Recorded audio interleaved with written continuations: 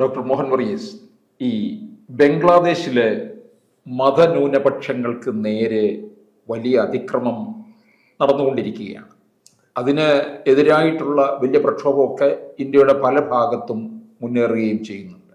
ഇതിനിടയ്ക്ക് ബംഗ്ലാദേശിൽ നിന്ന് വരുന്ന മറ്റൊരു വാർത്ത, 2025 അവിടെ തെരഞ്ഞെടുപ്പ് നടക്കും. പുതിയ ഇടക്കാല ഭരണാധികാരിയുടെ പ്രഖ്യാപനമാണ്. അതിലെത്രത്തോളം കാര്യങ്ങൾ സുതാര്യമായി പോകുമെന്നറിയില്ല. ഇദ്ദേഹത്തിന് തന്നെ അധികാരത്തിൽ വരാനുള്ള തന്ത്രങ്ങൾ മെനയുന്നു എന്നും ഒരു വിഭാഗം പറയുന്നുണ്ട്.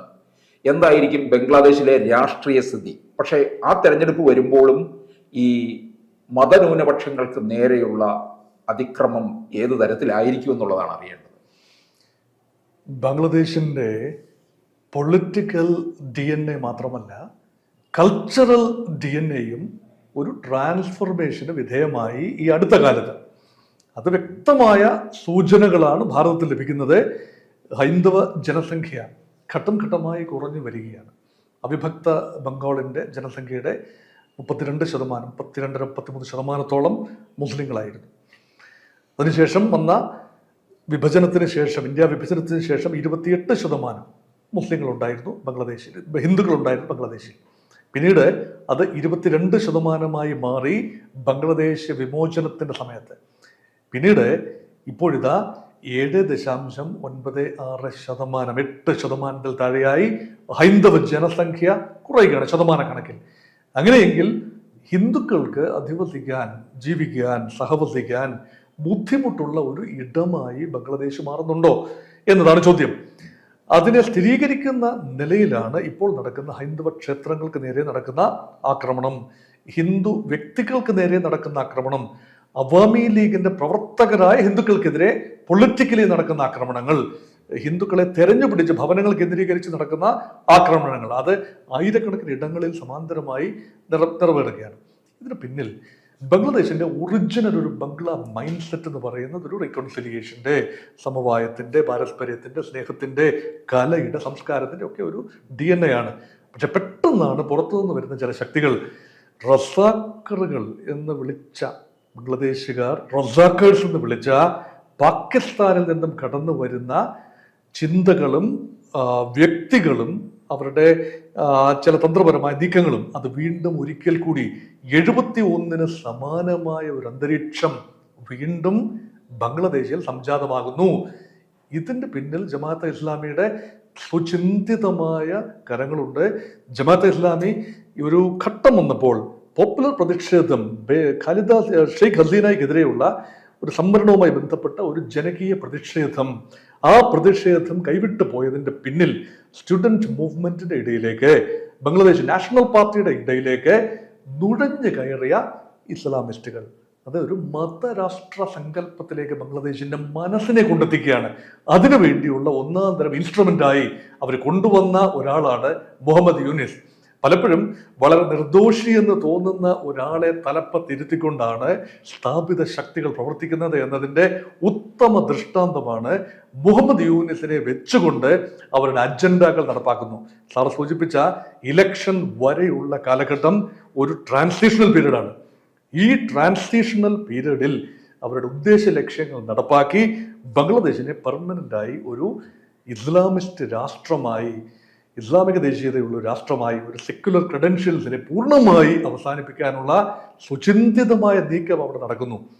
അപ്പോൾ ഇന്ത്യയിൽ ഇരുന്നുകൊണ്ട് നമുക്ക് പ്രതിഷേധം നടത്താം, കേരളത്തിൻ്റെ വിവിധ ഭാഗങ്ങളിൽ, ഡൽഹിയിലൊക്കെ പ്രതിഷേധം നടത്താം എന്നല്ലാതെ അവിടെ മഴ പെയ്യുന്നതിന് ഇവിടെ കുട പിടിച്ചാൽ മതിയാകുമോ, കുട അങ്ങോട്ട് എത്തിക്കാനാവുമോ, ഒരു കുട കൊടുത്തു വിടാനാവുമോ എന്ന ഒരു ചിന്തയുണ്ട്. പക്ഷെ നേരിട്ടുള്ള ഒരു സർജിക്കൽ സ്ട്രൈക്ക് ആകട്ടെ, പാകിസ്ഥാനിൽ നമ്മൾ നടത്തിയ സർജിക്കൽ സ്ട്രൈക്ക് പോലെ ഒരു സ്ട്രൈക്ക് നടത്താൻ ബുദ്ധിമുട്ടാണ്. കാരണം തീവ്രവാദ പരിശീലന കേന്ദ്രങ്ങൾ ആ രീതിയിൽ ഐഡന്റിഫൈ ചെയ്യാൻ സാധിക്കില്ല ബംഗ്ലാദേശിൽ. അത് മാത്രമല്ല, it's A densely populated country.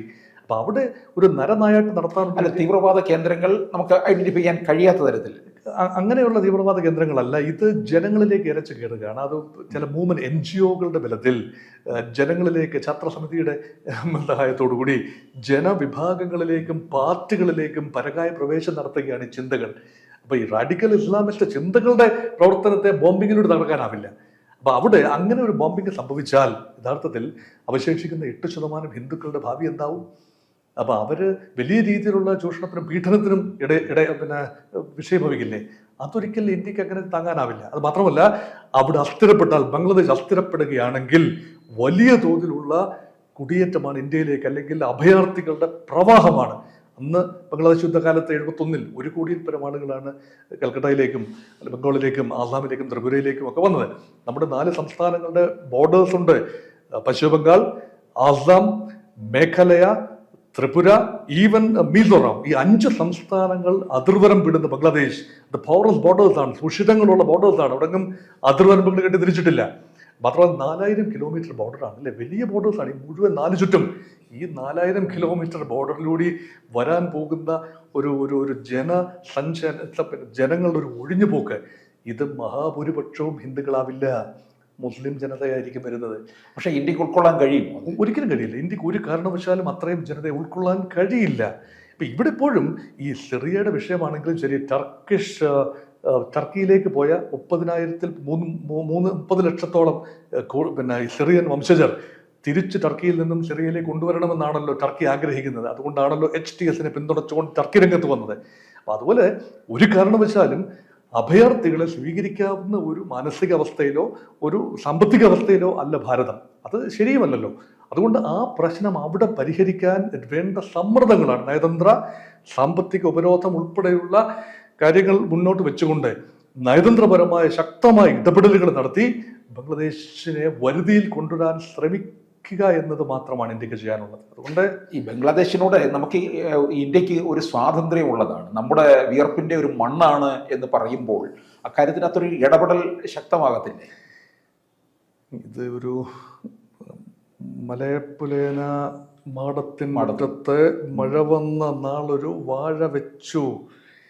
ആ വാഴ എങ്ങോ മറഞ്ഞിരുന്ന മുതലാളി കിങ്കരന്മാർ വെട്ടിക്കൊണ്ടുപോകുന്ന ചങ്ങമ്പുഴയുടെ വാഴക്കുല തന്നെയാണ് മനസ്സിലെത്തി വെക്കുന്നത്. നമ്മൾ നട്ട് നനച്ച് വളർത്തി സന്തോഷിച്ച, നമ്മൾക്കായി എടുക്കാൻ വേണ്ടിയല്ല, അവർക്കായി കൊടുത്ത ഒരു സൗഭാഗ്യം. അത് അവർക്ക് അടിമത്തം തന്നെയാണ് വേണ്ടത് എങ്കിൽ ചൈനയുടെയും പാകിസ്ഥാന്റെയും സ്വാധീനത്തിന് വഴങ്ങി എക്കാലത്തും സുഹൃത്തായിരുന്ന, നിർലോഭം സാമ്പത്തികമായി സഹായിച്ച ബംഗ്ലാദേശ് ഇന്ന് കാണുന്ന പുരോഗതിയുടെ പിന്നിൽ, പ്രത്യേകിച്ച് ടെക്സ്റ്റൈൽ രംഗത്തുൾപ്പെടെ ഉള്ള പുരോഗതിയുടെ പിന്നിൽ ചാലകശക്തിയായി നിന്ന ഭാരതത്തെ തള്ളിക്കളഞ്ഞുകൊണ്ട് ഇന്നലെ വന്ന പുതിയ യജമാനന്മാരെ സ്വീകരിക്കാനാണ് ബംഗ്ലാദേശിന്റെ വിധിയെങ്കിൽ അതങ്ങനെ നമുക്ക് പരിതപിക്കാമെന്ന് മാത്രമേ ഉള്ളൂ. അതുകൊണ്ടൊരിക്കലും ഇന്ത്യ ചെയ്യാനുള്ളത് ചെയ്തു. ഇന്ത്യ അഭയം കൊടുത്തു. ഇന്ത്യ എടുത്ത ദലൈലാമയ്ക്ക് ഇന്ത്യ അഭയം കൊടുത്തു നമ്മുടെ നയത്തിന്റെ ഭാഗമാണ്. ചൈനയെ പ്രകോപിപ്പിക്കാൻ വേണ്ടിയല്ല. അതൊരു മനുഷ്യാവകാശ വിഷയമാണ്. ടിബറ്റൻ നേതാവ് ദലൈലാമയ്ക്ക് ഇന്ത്യ അഭയം കൊടുത്തു. അത് ചൈനയെ പ്രകോപിപ്പിച്ചിട്ടുണ്ടാകാം. നമ്മൾ ഷെയ്ഖ് ഹസീനയ്ക്ക് അഭയം നൽകിയിരിക്കും താൽക്കാലികമായിട്ടെങ്കിലും. അത് ബംഗ്ലാദേശിനെ പ്രകോപിപ്പിക്കുന്നുണ്ടാകാം. പക്ഷെ ബംഗ്ലാദേശിനെ ഇന്ത്യ വിരുദ്ധമായി തിരിക്കുന്നതിന്റെ പിന്നിൽ ശക്തമായ ചില കേന്ദ്രങ്ങൾ ഇടപെടുന്നു. ചൈനയുടെയും പാകിസ്ഥാന്റെയും ഇടപെടലുണ്ട്. ഒരു പരിധിവരെ അമേരിക്കൻ പ്രസിഡന്റ് ജോ ബൈഡന്റെ പ്രത്യേക താല്പര്യമുണ്ട്. ആ താല്പര്യത്തിന് പിന്നിൽ ജോർജ് സോറോസ് ആണോ എന്നതാണ് ഇവിടുത്തെ $1 മില്യൺ ക്വസ്റ്റ്യൻ. ബംഗ്ലാദേശിലേക്ക് പണം പമ്പ് ചെയ്യുന്നത് ജോർജ് സോറോസിന്റെ പ്രത്യേക ഗ്ലോബൽ ക്യാപിറ്റലിനെ നിയന്ത്രിക്കുന്ന ആഗോള ഭീമനായ ജോർജ് സോറോസ്, അമേരിക്കയുടെ ഡീപ് സ്റ്റേറ്റ് ഇൻട്രസ്റ്റിനെ പ്രതിനിധാനം ചെയ്യുന്നയാളാണ്. ട്രംപ് അങ്ങനെയല്ല. അതുകൊണ്ടാണ് ട്രംപ് പറഞ്ഞത്, ഞാനായിരുന്നു പ്രസിഡന്റ് എങ്കിൽ ഒരു കാരണവശാലും ഇങ്ങനെയൊരു ആക്രമണം ഹിന്ദുക്കൾക്കെതിരെ നടക്കില്ല, അവിടെ ഭരണമാറ്റം നടക്കുമായിരുന്നില്ല എന്ന് ട്രംപ് പറഞ്ഞു വെച്ചതിന്റെ പൊരുളെന്ന് പറയുന്നത് ട്രംപിനെതിരെ നിൽക്കുന്നയാളാണ് ജോർജ് സോറോസ്. ട്രംപിനൊപ്പം നിൽക്കുന്നത് ഇലോൺ മസ്ക് ആണ്. ജോർജ് സോറോസ് ഗ്ലോബൽ ക്യാപിറ്റലിന് ഒരു നല്ല ഡെസ്റ്റിനേഷൻ ബംഗ്ലാദേശ് മാത്രമല്ല നരേന്ദ്രമോദിയുടെ ഇന്ത്യയിൽ ആ ഡെസ്റ്റിനേഷൻ ഉണ്ടാവില്ല എന്ന് ജോർജ് സോറോസ് കരുതുന്നു. ഇത് വളരെ കോംപ്ലിക്കേറ്റഡ് ആണ്. അതുകൊണ്ടാണ് ജോർജ് സോറോസിനെതിരെ കോൺഗ്രസ് പാർട്ടിയുമായി ബന്ധപ്പെട്ട് ഇടപാടുകളുണ്ട് എന്ന രീതിയിൽ ആരോപണം വരുന്നതിനെ ഈ പശ്ചാത്തലത്തിൽ നമ്മൾ വായിച്ചെടുക്കേണ്ടതുണ്ട്. അതുകൊണ്ടാണ് global capital works wonders in introducing regime change. അപ്പൊ ബംഗ്ലാദേശിൽ സംഭവിച്ച ഭരണമാറ്റത്തിന് പിന്നിൽ തന്നെ അദൃശ്യമായ ചില ശക്തികളാണോ ഇടപെട്ടത് എന്നതും കൂലങ്കഷമായി ഭാരതം പഠിക്കേണ്ടതാണ്. ഇത് ബംഗ്ലാദേശ് ഇന്ത്യയും തമ്മിലുള്ള പ്രശ്നം മാത്രമായി പരിമിതപ്പെടുത്തി കാണാനാവില്ല എന്നാണ് എൻ്റെ അഭിപ്രായം. ഈ ഏതെങ്കിലും തരത്തിലുള്ള രീതിയിൽ ബംഗ്ലാദേശ് അസ്ഥിരപ്പെടുകയാണെന്നുണ്ടെങ്കിൽ കുടിയേറ്റം ഇങ്ങോട്ടേക്ക് മാത്രമല്ലല്ലോ ഉണ്ടാകാൻ പോകുന്നത്, മറ്റു പലയിടങ്ങളിലേക്കും ആകാം. റോഹിംഗ്യ മുസ്ലിങ്ങൾ കടന്നു വന്നു ബംഗ്ലാദേശിലേക്ക്. അപ്പം ബർമ അല്ലെങ്കിൽ മ്യാൻമാർ അസ്ഥിരപ്പെട്ടപ്പോൾ ബംഗ്ലാദേശിന്റെ ഡെമോഗ്രാഫിക് കോമ്പസിഷനിൽ തന്നെ ഒരു ബർമീസ് ടിഞ്ച് വരികയാണ്. അതുകൊണ്ടാണ് ബംഗ്ലാദേശിന്റെ പൊളിറ്റിക്കൽ DNA മാറിയെന്ന് ഞാൻ പറഞ്ഞു. അത് നിർദോഷമായ കാര്യമാണ്. പക്ഷേ കൾച്ചറൽ DNAയും മാറുകയാണ്. ഒരു ബംഗ്ലാദേശി സ്വത്വം, ബംഗ്ലാദേശിന്റെ അല്ലെ ബംഗാളി സ്വത്വം, അത് ശാന്തമായ സ്വത്വമാണ്. ഉന്നത ചിന്തകളുടെ ഒരു ഐഡന്റിറ്റിയാണ്. അത് വളരെ പതിയെ നഷ്ടപ്പെടുന്നു. ബംഗാളി മുൻപ് അനുഭവിച്ചിരുന്ന ആ ഒരു ഉന്നത ശ്രേണിയിലെ ആ സ്ഥാനം ജനമനസ്സുകളിൽ നിന്നും പതിയെ മാഞ്ഞു പോവുകയാണ്. അതിനുള്ള പ്രധാന കാരണം ഇതാണ്. ബംഗ്ലാദേശ് ഗവൺമെന്റ് മാറി മാറി വരുന്ന ഗവൺമെന്റുകൾ, ഷെയ്ഖ് ഹസീന ആണെങ്കിലും ബീഗം ഖാലിദ സിയ ആണെങ്കിലും കുറച്ചു കാലത്തേക്ക് പിടിച്ചു നിർത്തി. പക്ഷേ ബീഗം ഖാലിദ സിയ ഇന്ന് ക്ഷീണിതയാണ്, ദുഃഖിതയാണ്. അവർ ചികിത്സയിലാണ്. തീർച്ചയായിട്ടും ഒരു പേഷ്യൻ്റാണ്. ഇനി ഒരു രാഷ്ട്രീയ തിരിച്ചുവരവില്ല. അങ്ങനെ വരുമ്പോൾ പൂർണ്ണമായി ഒരു പുതിയ കേന്ദ്രത്തിലേക്ക്, പുതിയ ശക്തിയിലേക്കാണ് വരുന്നത്. BNP അല്ല ഇവിടെ വരാൻ പോകുന്നത്.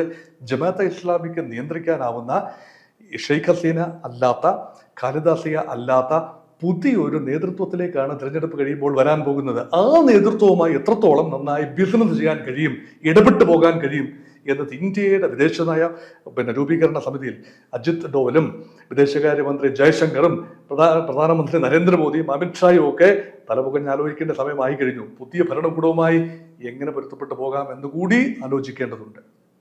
കൂടുതൽ വാർത്തകളും വിശേഷങ്ങളും നിങ്ങളിലേക്ക് എത്താൻ ABC മലയാളം സബ്സ്ക്രൈബ് ചെയ്യുക, ബെൽ ബട്ടണും അമർത്തുക.